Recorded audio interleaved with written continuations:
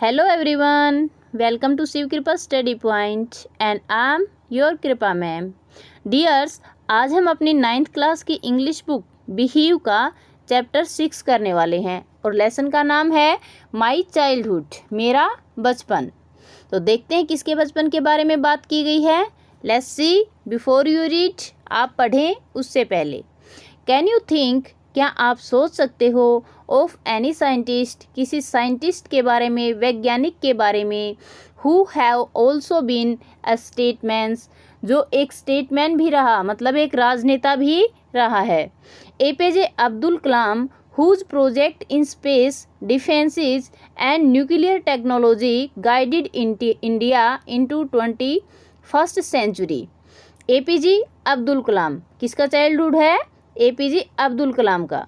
APJ Abdul Kalam whose project in space, जिसका space में project, space की जिसकी परियोजनाएं, डिफेंसेस या फिर सुरक्षा की, एंड न्यूक्लियर टेक्नोलॉजी और न्यूक्लियर टेक्नोलॉजी की, गाइडेड इंडिया, इंडिया का मार्गदर्शन करती रही हैं इनटू द 21st सेंचुरी, 21वीं शताब्दी में।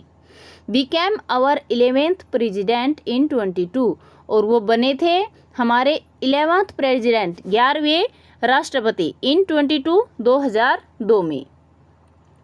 इन हिज ऑटोबायोग्राफी, ऑटोबायोग्राफी का मतलब होता है अपने आप से अपनी जो जीवनी लिखते हैं उसको बोलते हैं ऑटोबायोग्राफी, ठीक है।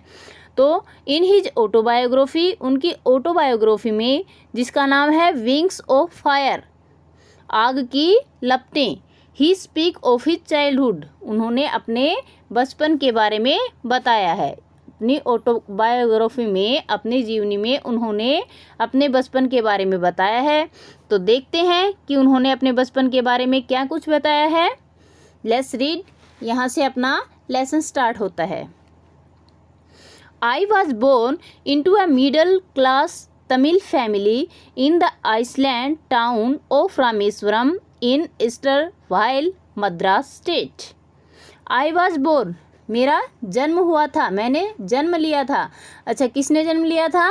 जो अपने एपीजे अब्दुल कलाम थे, उनके बारे में बात हो रही है, क्योंकि उन्हीं की जीवनी अब हम पढ़ रहे हैं। तो आई का मतलब डॉक्टर एपीजे अब्दुल कलाम। तो आई वॉज बोर्न, मैं जन्मा था, in a middle class family, Tamil family, एक मिडिल क्लास मतलब मध्यम वर्गीय तमिल परिवार में, इन आइसलैंड टाउन, एक कस्बे में जो कि आइसलैंड था, एक द्वीप था, ऑफ रामेश्वरम, रामेश्वरम का, इन ईस्टर्नवाइल मद्रास, पूर्ववर्ती, ईस्टर्नवाइल का मतलब पूर्ववर्ती मद्रास राज्य में। My father Jainulabdeen had neither much formal education, मेरे पिताजी के पास, माई फादर मेरे पिताजी, कौन थे उनके पिताजी? जैनुलैब्दीन, ठीक है। Had never much formal education, उनके पास जो फॉर्मल एजुकेशन थी, औपचारिक शिक्षा थी, वो ज़्यादा नहीं थी। नोर मच वेल्थ, ना ही ज़्यादा धन था। डिस्पाइट दीज डिसएडवांटेज, डिसएडवांटेज मतलब कमियों, इन कमियों के बावजूद भी, डिस्पाइट मतलब बावजूद। He possessed great intent wisdom, intent wisdom आंतरिक बुद्धिमता, तो वो रखते थे, वो पोज करते थे मतलब वो रखते थे महान आंतरिक बुद्धिमता को, and A true generosity of spirit, और ट्रू सच्ची, जेनरसिटी उदारता, ऑफ स्पिरिट आत्मा की। उनके पास ना तो ज़्यादा एजुकेशन थी, ना ज़्यादा धन था, लेकिन इतनी बावजूद, इनकी कमियों के बावजूद वो आत्मिक बुद्धिमता और एक सच्ची उदारता जो कि आत्मिक थी, रखते थे। He had an idle helpmate in my mother.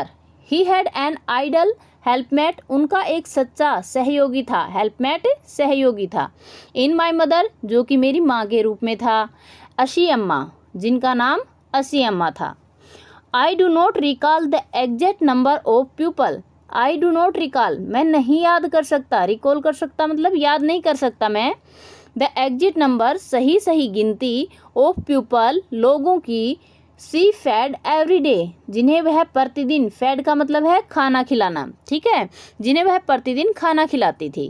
But लेकिन, आई एम क्वाइट सर्टेन, मैं एकदम निश्चित हूँ, मुझे निश्चित है इस बात के बारे में, पक्का विश्वास है, दैट कि for more outsider ate with us, और ज़्यादा आउटसाइडर बाहर वाले लोग, ईट विद अस हमारे साथ खाना खाते थे, then all the members of our own family जितने की हमारी ओन फैमिली खुद के परिवार के, पुट टुगेदर एक साथ मिल करके होते थे।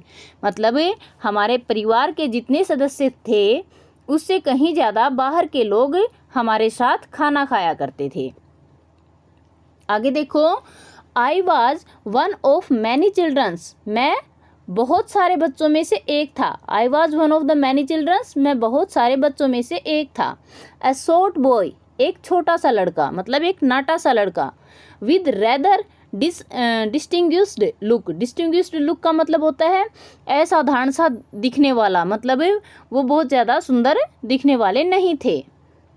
बोर्न टू टाल एंड हैंडसम पेरेंट्स, बोर्न पैदा हुआ था, टू टाल लंबे एंड हैंडसम और सुंदर पेरेंट्स माता पिता के, मतलब लंबे और सुंदर माता पिता के मैं एक नाटा सा और बहुत ज़्यादा अच्छा नहीं दिखने वाला लड़का मैं पैदा हुआ था। We lived in our ancestral house, ancestral house का मतलब होता है जो पुरखों का घर होता है ना, पुरखों का, एनेस्ट्रियल्स का मतलब होता है पुरखे, तो हम अपनी जो पुरखों का घर था उसमें रहते थे। Which was built in the middle of 19th century, which was built जो बनाया गया था, इन द मिडल बीच में, मध्य में, ऑफ द 19th सेंचुरी 19वीं शताब्दी के, जो घर था वो 19वीं शताब्दी के बीच में बनाया गया था। It was a fairly large पक्का हाउस, ये एक फेयरली एकदम अच्छा सा लार्ज बड़ा पक्का घर था, पक्का मकान था। Made of limestone and brick, limestone होता है चूना पत्थर, एंड ब्रिक ईंट, तो ये जो घर था made of limestone and brick, चूना पत्थर से और ईंटों से बनाया गया था। On the माउस्क्यू street in Rameswaram, माउस्क्यू का मतलब मस्जिद, माउस्क्यू स्ट्रीट मस्जिद वाली गली में, इन रामेश्वरम रामेश्वरम में। My austere father used to avoid, austere father मतलब एकदम कठोर और संयमित होना, ठीक है, तो माई अस्टेयर फादर मेरे कठोर और संयमित पिता, यूज टू अवॉइड, अवॉइड करते थे, दूर रहते थे, all the in essential comfort and luxuries, जो अनावश्यक कंफर्ट आराम की चीज़ें होती थी, एंड लग्जरीज और ऐश्वर्य की चीज़ होती थी। हावेवर हालांकि, all necessities were provide for in term of food, medicine और क्लोथ्स। हावेवर हालांकि, ऑल नेसेसिटीज और सभी जो आवश्यक चीज़ें थी वो, वर प्रोवाइड फॉर वो प्रोवाइड की जाती थी, प्रदान की जाती थी, इन टर्म ऑफ फूड जैसे कि भोजन, मेडिसिन दवाइयाँ, एंड क्लोथ्स और कपड़े। इन फैक्ट वास्तव में, आई वुड से मैं कह सकता हूँ या मैं कहूँगा, आई वुड से मैं कहूँगा, mine was a very secure childhood, मेरा जो बचपन था वो एकदम सिक्योर था, सुरक्षित था, both mentally material and emotionally, दोनों तरफ से, मटेरियली मतलब भौतिक रूप से भी, एंड इमोशनली और जो इमोशनली भावात्मक रूप से भी मेरा बचपन सिक्योर था। The second world war broke out, जो दूसरा विश्व युद्ध था ब्रोक आउट वो छिड़ गया था, शुरू हो गया था, इन 1939 1949 में, 39 में sorry. When I was 8 year old, जब मैं 8 साल का था, फॉर रीजन्स किस कारण से, I have never been able to understand, I have never been able मैं कभी भी योग्य नहीं हुआ इसके, टू अंडरस्टैंड समझने के, मतलब दूसरा जो विश्व युद्ध था 1939 में शुरू हो गया था जब मैं 8 साल का था, लेकिन फॉर रीजन्स किस कारण से हुआ था मैं ये समझने के कभी भी योग्य नहीं हुआ। A sudden demand of tamarind seeds, tamarind seeds मतलब जो इमली के बीज थे, इमली की जो गुठलियाँ थी उनकी डिमांड, उनकी मांग सडनली अचानक, इरुप्टेड बढ़ गई थी, इन द मार्केट, मार्केट में, बाजार में इमली की जो गुठलियाँ थी उनकी डिमांड एकदम से बढ़ गई थी। I used to collect the seeds, मैं उनको सीड्स को, उन गुठलियों को इकट्ठा करता था, and send them to a provisional shop, और सेंड दैम उन्हें बेच देता था, टू ए प्रोविजनल शॉप, एक जो पंसारी की जो दुकान होती है वहाँ पे, ऑन मॉस्को स्ट्रीट्स, मस्जिद वाली गली में। A day's collection would fetch me, वो जो एक दिन का कलेक्शन होता था, एक दिन की इकट्ठी की गई जो गुठलियाँ होती थी, वुड फेच मी, वो मुझे दिला देती थी, द प्रिंसियली सम मतलब एकदम नवाबी पैसा, नवाबी धन दिला देती थी, ऑफ 1 आना, 1 आने का, मतलब जो एक दिन का कलेक्शन होता था उसके बदले मुझे 1 आना दिया जाता था, और मुझे लगता था कि ये तो बहुत ज़्यादा शाही पैसे मेरे पास आ गए हैं। आगे देखिए, my father in law Jalaluddin, my brother in law, जो मेरे ब्रदर इन लॉ थे, मतलब साले थे, Jalaluddin, would tell me stories, मुझे कहानियाँ सुनाते थे, अबाउट द वार, युद्ध के बारे में, विच आई वुड लेटर अटैम्प्ट, जिनकी मैं लेटर बाद में, अटैम्प्ट टू ट्रेस, खोजने की कोशिश करता था, इन द हेडलाइंस, सुर्खियों में, इन दिनामनी, दिनामनी अखबार में, मतलब दिनामनी का जो अखबार था उसमें मैं बाद में ये हेडलाइंस खोजने की कोशिश किया करता था। Our area being isolated, our area, हमारा जो क्षेत्र था वो, बीइंग आइसोलेटेड, एकांत में होने के कारण, was completely unaffected by the war, इस युद्ध से अनइफेक्टेड रहा, मतलब पूर्णतः इस युद्ध का हमारे ऊपर कोई प्रभाव नहीं पड़ा था। बट लेकिन, सून, जल्दी ही, India was forced to join the allied force, India was forced, India को बाध्य किया गया, इंडिया पे जोर डाला गया, to join the allied force, ये जो एलाइड फोर्स थी, संयुक्त सेनाएं थी, इनको ज्वाइन करने के लिए। बट एंड और something like a state of emergency was declared, something like a state of emergency, एक आपातकाल की स्थिति जैसा कुछ हो गया था, वाज डिक्लेयर्ड, और उसे घोषित कर दिया गया था, मतलब एकदम से ही आपातकाल की स्थिति जैसा महसूस होने लगा था। द फर्स्ट कैजुअलिटी कम, जो पहला हानि थी, पहली कैजुअलिटी थी, पहली जो हानि थी, come in the form of suspension of train, suspension of train का मतलब होता है ट्रेन को, रेलों को स्थगित कर देना। तो पहला जो हानि हुई थी वो ट्रेन को स्थगित करने के रूप में हुई थी, एट द रामेश्वरम स्टेशन, जो कि रामेश्वर स्टेशन के ऊपर थी। The newspaper now had to be bundled, अब जो न्यूज़पेपर थे, अखबार थे, उनको हैड टू बी बंडल्ड, बंडलों में बांधना पड़ता था, एंड थ्रोन आउट, और उनको फेंक दिया जाता था, फ्रॉम द मूविंग ट्रेन, चलती हुई ट्रेन से, ऑन द रामेश्वरम, रामेश्वरम में, रोड, रामेश्वरम रोड पे, बिटवीन रामेश्वरम एंड धनुषकोडी, जो धनुषकोडी थी उससे, उसके और रामेश्वरम के बीच में।